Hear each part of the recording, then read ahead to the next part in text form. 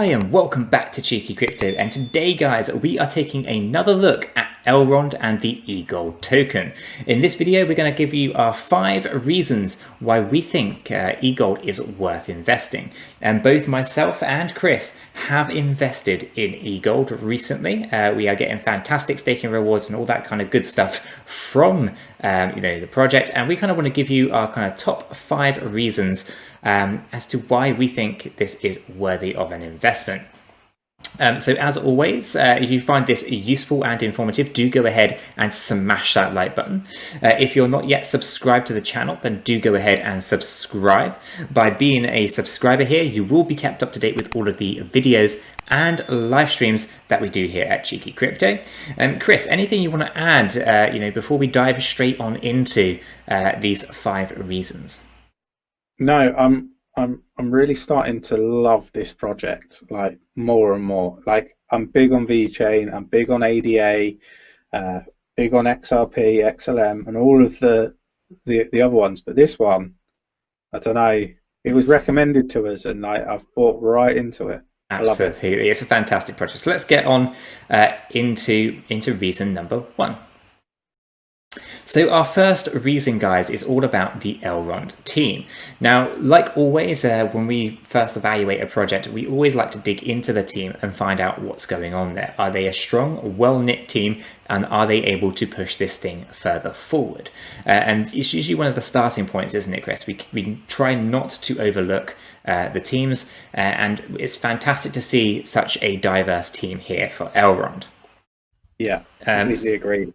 It's the first thing we look at, isn't it, Nick? It really is. It's very important that you take the time to dive into what's going on for the team members, making sure that you cross your T's and dot your I's and all that kind of stuff, because ultimately these are the guys who are going to be responsible for driving the project forward, development and all that kind of stuff, right? So it's important that these guys, they're transparent in who they are and where they've worked, which is fantastic to see here. We obviously have their Twitter feeds, we have their LinkedIn profiles, so it's really good to see there's a diverse group of individuals here from various different backgrounds, some very good technical people here as well, and these guys are really well-knit team as I can see it. They obviously have advisors as well, so you can see all of the advisors here, and their website does a very good job at kind of making all this stuff really transparent. And as a part of that is obviously LinkedIn profiles, so you can get directly linked into their LinkedIn. But you basically, you can go ahead and do some research on these guys via LinkedIn as well. So you can read a little bit about them. You can obviously go through their history here. So obviously currently the founder and CEO. Previously was the co-founder and CEO of MetaChain Capital, and before that business lead at Nem.io Foundation. You can see their education, you can see their certificates, you can see all this kind of stuff as well, recommendations. It's basically a really good way to kind of get to know these individuals, and can you build trust with them in order to push the project further forward and build those relationships, build those partnerships, etc. And for Elrond, the team is very, very good. We didn't come across any issues when we did our research for Elrond. Anything you want to add to team at this point, Chris? No, nothing on the team. No, not at this stage. Fantastic. So the second point, guys, reason number 2 is all about the developer-friendly approach that Elrond has taken. So they have a virtual machine, the Arwin WASM, I don't know, the WASM VM, if you will. And basically this means that developers can develop in almost any language, is basically the gist of it. So in a similar way, you see Cardano, for example, opening up the developer pool to all developers rather than just a select few. Elrond are doing the same thing, or have done the same thing, I should say. So the Arwin VM, which I think is due to come out in 2021 and be launched out of testnet into mainnet, basically, it allows us to, create, basically, use, I guess, and execute smart contracts written in any programming language that can be compiled to the WASM bytecode, and this includes C, C++, Rust, Go, TypeScript, and many others, right? It's a language rich environment. And it's really important that you start seeing this, crop up as we move further forward with some of these projects. And I'm just so impressed that Elrond has this here, and it's fantastic just how developer friendly this particular platform is, in the same way that Cardano aims to be so as well. So Chris, anything you want to add at this point for developers and the usability of all of these smart contracts? No, I think you've summed it up really well, Nick, to be honest. I use my favourite word, no. Fantastic. So moving on from here, the next main point that we kind of want to reiterate here with Elrond is all about their adaptive state sharding. So reason number 3 is scalability, right? And scalability for Elrond is basically achieved through adaptive state sharding. So sharding was first used in databases as a method for distributing data across multiple machines. This makes it a scaling technique, right? And it can be used by blockchain networks to partition states and transactions processing, so that each node of the network would only need to process a fraction of all the transactions. So sharding allows for parallel processing of transactions in essence, right? So you can have multiple, shards, and I think most people are familiar with sharding, but for those who are not, basically think of it as parallel chains, and they're all processing transactions in unison. So as long as there is sufficient number of nodes verifying each transaction, ensuring high reliability and security, then splitting a blockchain into shards will allow it to process far more transactions by means of parallelization, and thus greatly improving the transaction throughput more efficiently. Moreover, sharding promises to increase the throughput of a network as it expands in the number of validators grows. And so the more validators, ultimately, the more shards, the more you can scale a blockchain. Properly called, I guess, horizontal scaling, as they call it here. So I'm not going to go into all of this, but this is a fantastic understanding of or description, and you can go through this, visit, we do recommend you do your own research, check out the Elrond website. They go through all of this stuff within their documentation, and it is absolutely a fantastic read. So you can get an idea of literally how this is going to be working, how it works, how it scales, and all those shards. And I think there's some crazy numbers in terms of transactions per second when you start using this adaptive state sharding. The scalability of this blockchain is absolutely ridiculous. It's off the charts. Fantastic. So that really is our third reason, and one of the main things to really kind of hit home with in terms of the scalability and all that kind of jazz. So then, Chris, unless there's anything you want to add to sharding, we should probably talk about one of your favorite subjects. What's that? Football? Number 4, we're going to be talking about... I thought I was going to just throw you off there, but number 4, guys, is all about staking. Chris's favorite thing is staking. Now, I should have been more prepared, but unfortunately I am not. But I'm going to bring this up here and just give you a bit of an idea of what Elrond pricing is. But ultimately, you can stake at EGLD, right? And you get a fantastic rate on it, don't you, Chris? You do. You get 29%. I'm going to say that again, just in case you didn't catch that correctly. 29% APY, which is phenomenal, right?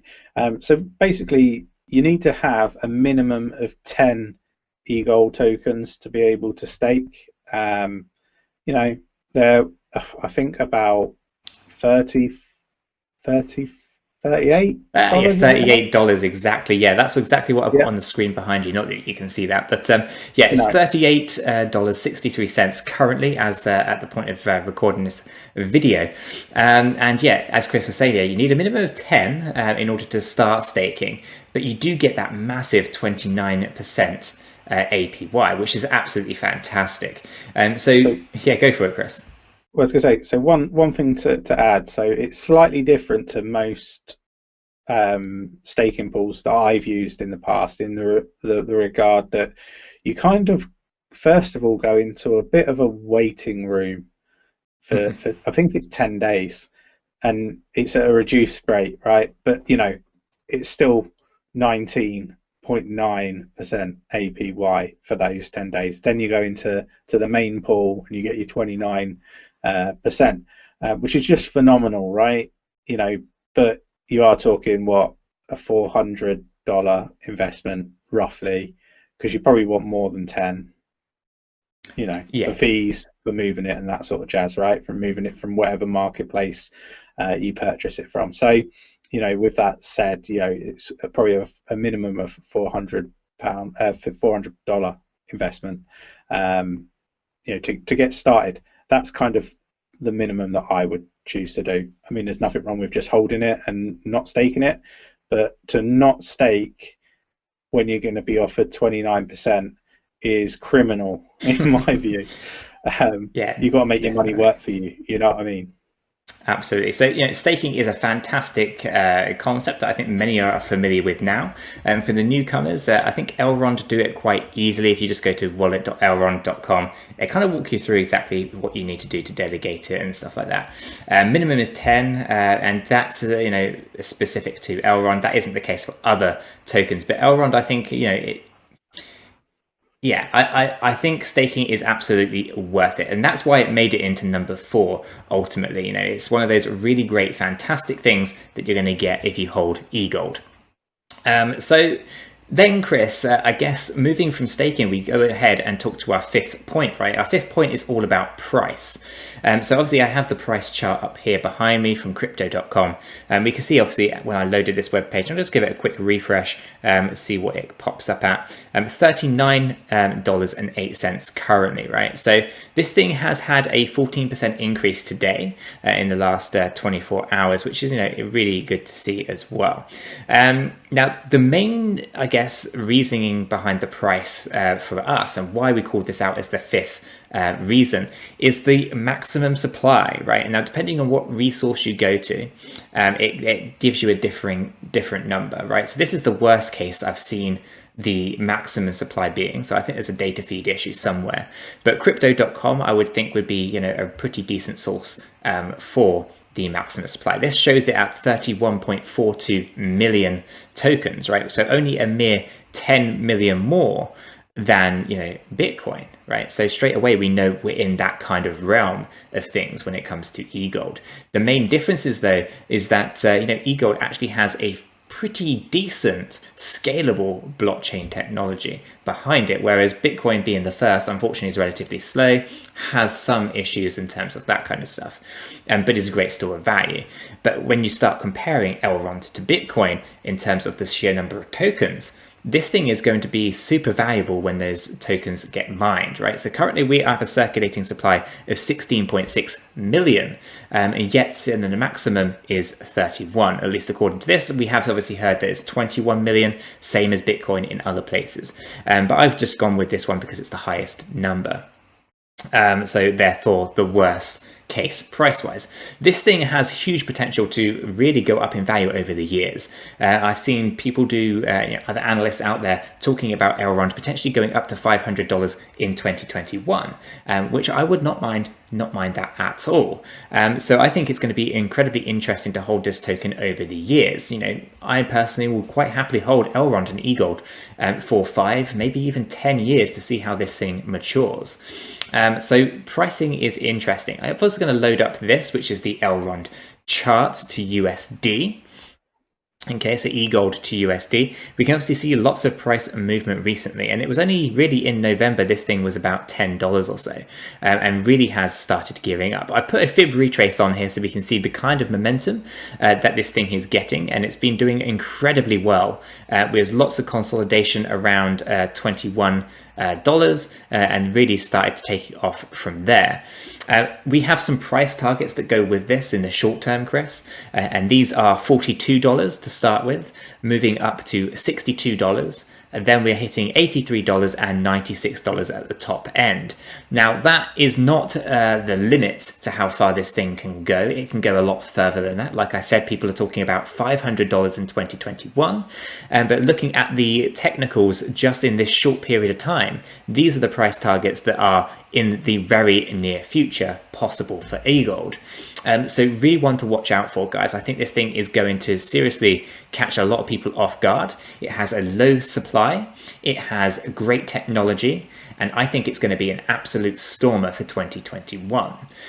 Chris, anything you want to add as like a conclusion to these 5 reasons to get involved with Elrond? So just a couple of things. So the first thing, there are some mistakes on the website. It doesn't put me off. I just think it's maybe, I don't know, just a bit of a lack of perhaps going back, because this was a previous token that's shifted over to EGLD. So I kind of feel like the fact that they've got Coinbase listed as a place you can purchase the token, yeah, I kind of feel like that's probably old and they've just forgot to remove it. And there was something else, but I can't remember what it was. But they're not really things that put me off. But you know, we are promoting like the project in a way and giving our opinion on it. I think it's only right that we say and highlight the things that perhaps we weren't happy with when we were looking at it. But you know, with that said, you know, fantastic project. I kind of feel like, you know, if we go worst case scenario with the higher number of 31 maximum supply, you know, you look at the price of Bitcoin currently, you look at the price of this particular project and the fact that I believe that it's a better blockchain. It's more than just, you know, I don't know, a store of value. There's a use to it. When you consider, and I'm going to say the phrase that the Bitcoin sort of fanboys use, I don't know if that's the right terminology, whatever they call themselves, maximalists and all this sort of stuff I see on Twitter. But I'm going to use the line that they use. When the 7.8 billion people in the world realize there's only 21 or 31 million tokens, what do you think is going to happen to the price? Exactly. And I'll leave it there. Absolutely. So guys, as always, if you found this video useful and informative, do go ahead and smash that like button. Chris really appreciates it. I really appreciate it. And I like to think that all of you really appreciate it.